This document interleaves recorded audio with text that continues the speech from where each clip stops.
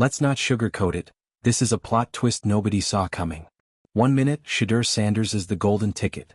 The rookie phenom with a legacy last name, a record-breaking college resume, and $250 million in jersey sales before ever taking a real NFL snap. The next? He's reportedly booted out of Cleveland like someone crashed Jerry Jones' yacht party. No warning. No official injury. Just gone. Kicked out by the Browns' owner, allegedly. And the sports world? Losing its mind. We're talking headlines on every major outlet, tweets flying faster than a Mahomes sidearm, and analysts sprinting to their microphones to figure out what the hell just happened. If you're into the real story and all the messy twists they don't show on highlight reels, go ahead and subscribe. And if you're sticking around to see how this Browns QB chaos plays out, you should definitely be subscribed. And at the center of it all? A 22-year-old quarterback with more composure than half the league's front offices combined, now stuck in the middle of a drama that makes Hard Knocks look like a Sunday picnic. So how did we get here? Let's rewind. Shedeur Sanders enters the league with more eyes on him than most veterans get in an entire career. Son of Dion. College highlight reels that could score a Netflix deal. Swagger, smarts, and legit on-field command. Not just hype, but proof.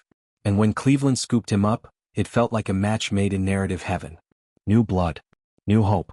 Maybe even a new era. Instead, we got sabotage. From the jump, there were whispers. Coaches playing coy. QB room tension. And then there's Dillon Gabriel, that backup with a chip on his shoulder the size of Ohio, reportedly throwing shade at Sanders behind closed doors. The vibe? Jealousy in a jersey. And it all came to a head when reports dropped that the owner himself pulled the plug. No coach's decision. No injury update. No, we're developing him. Just gone. Kicked out. Ejected from the building like a first-round pick accidentally walked into a board meeting and called out the CEO for drafting tight ends like it's still 1996.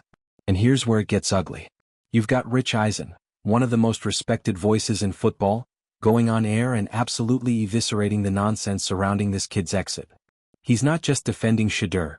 He's dismantling every single lazy take, every piece of bad faith analysis, every sneering "he's only here because of Dion" insult that's been tossed around like a Hail Mary on fourth and delusional. Eisen lays it out. This kid earned his spot. He's putting in the work, reading defenses like a vet, commanding the huddle, setting protections, doing the job. What more do you want? And yet, that wasn't enough. What? Let's get real. Some folks never wanted to give Shedeur a chance in the first place. Not because of anything he did, but because of who he is. His name. His swagger. His skin. Oh, you thought we weren't going there? We have to. Because this isn't just a football story. It's a culture story. It's about perception. It's about bias. And it's about how certain athletes are allowed to carry confidence like armor, while others get labeled cocky or difficult the minute they speak with purpose. Shedeur never demanded special treatment. He didn't throw tantrums. Didn't post cryptic tweets. He just worked. Quietly. Professionally. And somehow, that still wasn't enough. And then came Stephen A. Smith with a flamethrower in each hand. You want someone to deliver a verbal knockout? Stephen A. doesn't miss. He lit up Gabriel's critique like it was a cold take in July. Called him out, called out the Browns, and then delivered the knockout line that everyone was thinking but nobody had said. You're mad because he didn't need to crawl to get to the stage. You think he skipped the line. But you forgot he built the damn platform himself. Phew. That's not commentary, that's gospel. Because everything Shedeur has done to this point? It's been earned. Not inherited. Earned in the weight room, on the field, in film sessions. Earned by being better. But when the system doesn't want to admit it made a mistake, what happens? It protects itself. And that's exactly what Cleveland did. They panicked. They listened to the noise. They let ego lead, not football IQ. And instead of protecting their future, they protected their feelings. Think about this. Shedeur Sanders had the fanbase fired up. Stadiums filling. Kids in number 2 jerseys. National buzz. And instead of building around him, the organization threw him under the bus before he ever had a chance to take the wheel. Let's talk about what was really happening behind the scenes. Reports say Sanders was outplaying Gabriel in practice. Not just matching him, dominating. Running with the first team. Hitting his reads. Audible NG protections like a vet. By all accounts, he was doing the job. But then came the whispers, he's too confident. He's getting too much attention. Maybe the coaches are losing the locker room to the new kid. So what do? They pick loyalty over talent. Familiarity over future. ego over excellence. And instead of having a quarterback controversy, they created a disaster. You don't just exile a player like Shedeur and walk away clean. You don't quietly dismiss someone who's been the subject of media praise, fan obsession, and league-wide curiosity without lighting a match and burning half your credibility to the ground. The NFL is watching. Other players are watching. Agents are absolutely watching. And don't think for a second this won't impact Cleveland's reputation for years to come. You had a generational talent in your building. A headline maker. A locker room leader. A guy whose ceiling has no roof, and you let petty politics and shallow perceptions get in the way. What happens now? Shedeur will be fine. No better than fine. He'll land somewhere else. Another team will scoop him up. A smarter, more forward-thinking organization will see the opportunity and jump. They'll let him compete. They'll build around him. And when he thrives, as he will, Cleveland will be stuck watching the highlight reel like it's a ghost story. But the Browns? They just branded themselves as the team that can't handle talent unless it comes packaged in familiarity and silence. And the locker room? Don't think this hasn't already made waves. Players talk. They see how management treats their own. How promises vanish when the spotlight gets uncomfortable. You think they're not already questioning the next move, wondering what it means when performance isn't the priority? This isn't just a lost season waiting to happen. This is a lost identity. Because once you make it clear that merit doesn't matter, that image control does. Good luck regaining trust. And you know what's most infuriating about all of this? Shedeur didn't get kicked out because he failed. He didn't get kicked out because he couldn't play. He got kicked out because he was too good, too fast, too confident, and it threatened the wrong people. That's the real story here. That's what Rich Eisen saw. That's what Stephen A. Smith said out loud. And that's what fans, especially young black athletes, are watching unfold in real time. So Browns fans, what now? Do you stand by and let the franchise slide back into mediocrity for the sake of comfort? Or do you start asking the hard questions? About leadership. About direction. About values. Because the message right now? It's not, we're building for the future. It's, we fear change more than we value talent. And that's not just disappointing. That's devastating. So here we are. Another generational athlete, shoved aside before he even got started. Another reminder that in the NFL, talent doesn't always win the politics game. Another player with something to prove, and the drive to do it. Mark these words, Shedeur Sanders' story isn't over. It's just getting dangerous. Because if you thought he was motivated before, just wait till he finds his next team. He's not coming back to prove anyone wrong. He's coming back to prove that everything they feared was absolutely true. Let me know your thoughts in the comments. Was this the Browns blowing it, again? Was Shedeur scapegoated for being too good too soon?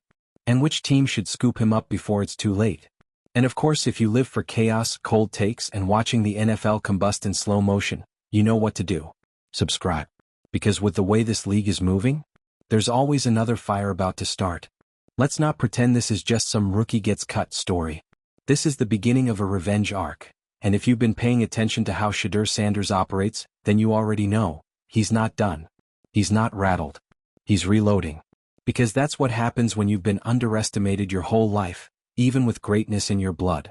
When you've had to watch people assume your success is someone else's doing, your father's name, your media presence, your hype. As if the throws he made in crunch time weren't real. As if the poise he showed under pressure was CGI. As if the thousands of hours of film, drills, and reps were just background noise to some family highlight reel. And now, after all that, he's kicked out. Not cut. Not traded. That's not a football move. That's a power play. You don't boot a franchise-level talent unless you're trying to send a message. And the message from the Browns is loud and clear. We don't want the storm that comes with him. The irony? He is the storm. And that's exactly why fans showed up. That's why stadiums were buzzing. That's why jerseys were flying off shelves like limited edition sneakers. Because with Shedeur came energy, fire, direction, identity. And the Browns fumbled it. Art. Not just because they let talent walk, but because they showed the entire world that when faced with the opportunity to evolve, they chose the comfort of the status quo. The old guard. The yes men. The system. But you know what's more dangerous than a player being underestimated? A player being proven right. Let's go back. College ball. Colorado. Jackson State. The pressure was already insane. Every snap dissected. Every win minimized. Every mistake magnified. And through it all, Shedeur just kept showing up. Kept delivering. Kept climbing. He turned criticism into fuel, doubt into dominance. He earned respect with every pass. So you think getting kicked out of Cleveland is going to derail him? Please. This isn't a burial. This is the origin story. The moment that gets replayed in future documentaries. That ESPN 3430 intro with slow piano music and Shedeur saying, "They didn't believe in me, but I always did." Because someone will believe in him. And when that team comes calling. When that new locker room hands him the keys and says, "Let's see what you've got." Shedeur's not just going to show you what he's got, he's going to torch the league with it. And Cleveland? They'll be left rewriting history in their heads, pretending they didn't have the next big thing in the building and send him packing like he was a walk-on who forgot his cleats. What's worse is the way they're spinning it now. You can already hear it in the press releases and whispery leaks to friendly media outlets. Oh, we needed to create space. He just wasn't a culture fit. We want players who understand the process. No, stop. What you want are players who don't threaten the pecking order. Players who stay quiet. Players who let you call the shots while they carry the water. And Shedeur? He's not built for that. He's built to lead. And here's the thing, they knew that. They knew who he was before he walked into the building. The fire. The brand. The pressure. You don't draft a Sanders and act surprised when the room gets louder. So to suddenly act like he was too much? That's not just dishonest, it's cowardly. You want to talk about leadership? Leadership is saying, this kid can play. Let's build around him. Let's harness this energy. Let's win. But the Browns, oh the Browns. They chose comfort. Familiarity. Dylan Gabriel, who, bless his heart, has been doing his best, but let's not kid ourselves. Gabriel's not the guy fans are lining up to see. He's not moving merch. He's not changing the pulse of the franchise. He's safe. And safe? Doesn't win championships. You know what does? Fearlessness. The same fearlessness Shedeur has shown since day one. The same fearlessness the Browns rejected because it came with cameras, headlines, and, let's be honest, a swagger they couldn't manage. But you know who can manage it? Franchises that know what they're doing. Teams like San Francisco, Miami, maybe even Denver, if they're bold enough to embrace the irony of saving the quarterback Cleveland couldn't handle. And when Shedeur gets there, when he walks into that new facility and finally feels what it's like to be wanted, not just tolerated. Oh, it's over. We're talking comeback arc of the decade. You thought jersey sales were high before? Just wait. Wait until game one. Wait until he steps under center and silences every single person who said he was just hype. Because Shedeur's story is no longer about potential. It's about payback. And don't get it twisted, this isn't a bitter kid lashing out. This is a laser-focused quarterback who's about to take every ounce of that disrespect and turn it into dominance. Quiet. Calculated. Devastating. You want a prediction? Shedeur Sanders is going to land with a team that gives him real control. Real coaching. Real faith. And that team is going to take off. And when they do, all those tired criticisms. He's only there because of Dion. He can't handle an NFL playbook. He's not a locker room guy. Gone. Buried. Replaced with the only phrase that's going to matter. We should have never let him go. Cleveland is going to be living in that reality every week as the highlight reels roll in. The stats climb. The W's stack. And maybe then, just maybe, they'll realize that legacy isn't something to fear. It's something to build on. They had a chance to make history. To write the next great quarterback chapter. To shift their own identity around a player who was born for the moment. Instead, they tried to control the narrative. And in doing so, they lost it. So, Shedeur, wherever you go next, take your time. Choose wisely. But when the time comes, let loose. Light it up. Remind them exactly why your name echoes louder than the hate. And don't just win, dominate. Because we're watching. We're waiting. And the minute you're back on that field, you won't just be playing for yourself. You'll be playing for every athlete who ever got told they were too much. Too confident. Too loud. Too young. Too different. They tried to write you out, Shedeur. Now it's time to make them reread every line. You're still here? Good. Because we need to finish this. We need to ride this all the way out to the flames, the fallout, and the full collapse of the Cleveland illusion. Because if you think Shedeur Sanders getting kicked out was a tough decision, a business move, or just football, then you're missing the entire point. This wasn't about football. This was about power. About a front office that couldn't handle the fact that the most exciting, talented, marketable, capable player in the building didn't come in through the side door. He walked in like he owned the place and they hated him for it. You think if Shedeur had kept his head down, smiled for the cameras and said, "Yes sir, After every clipboard meeting, he'd still be on the roster? Please. He'd still be there, third string, smiling, silenced and sidelined. But that's not Shedeur. That's never been Shedeur. From the minute he put on pads, he's played with purpose. Played like he had something to prove, and something bigger than himself riding on every snap. You know why? Because his story has never been his alone. It's Dion's shadow, sure, but also his spotlight.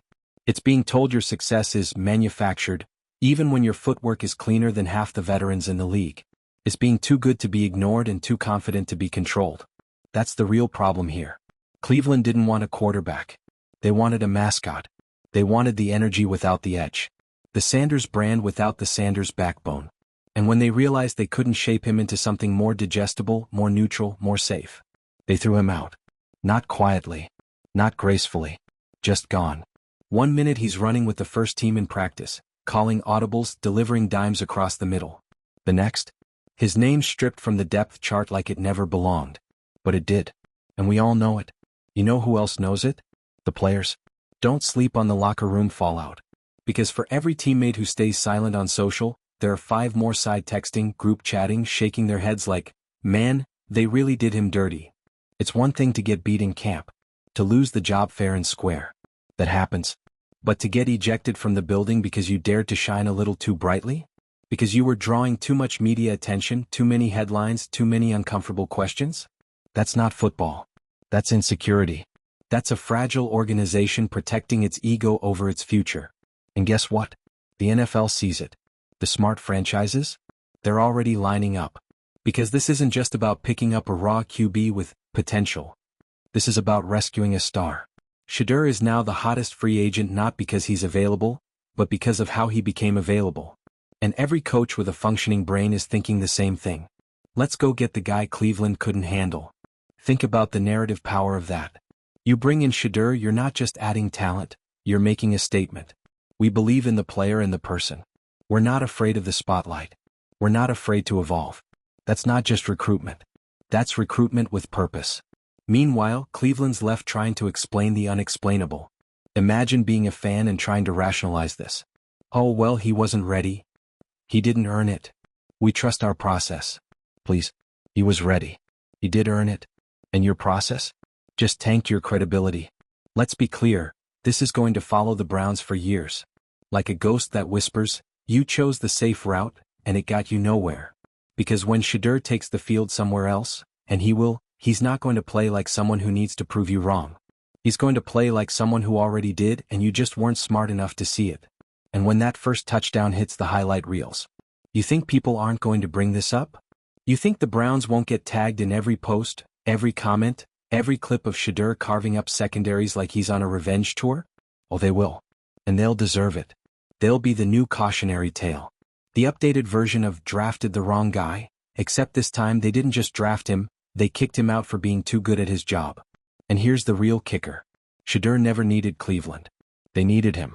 They needed the hype, the energy, the fans, the relevance. For a team that's been spinning in circles since the Obama administration, Shedeur Sanders represented hope. And what did they do with it? They treated it like a PR problem instead of a once-in-a-generation opportunity. So what happens now? Let's dream for a second. Imagine Shedeur goes to Atlanta. Lights up the NFC South with confidence and chemistry. Or to the Steelers, where structure meets swagger and the franchise leans into something bold. Or the wild card, the New York Jets, where pressure is oxygen and Shedeur steps into the spotlight with no apologies. Wherever he goes, they're getting a gift. Not a redemption project. A franchise quarterback. The kind of player who makes your stadium louder, your locker room sharper, and your future brighter.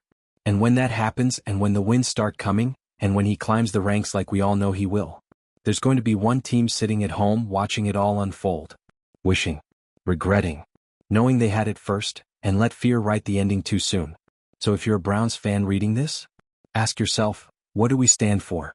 Is it loyalty to the past? Or commitment to the future? Because you just watched a possible dynasty get kicked out the front door. No injury. No scandal. Just confidence. And potential. And promise. Gone. But to Shedeur? Let's be real, this is your beginning. You don't need vindication. You don't need to scream on social. You don't need to clap back at media or leak anything to insiders. You just need to do what you've always done. Step on the field. See the defense.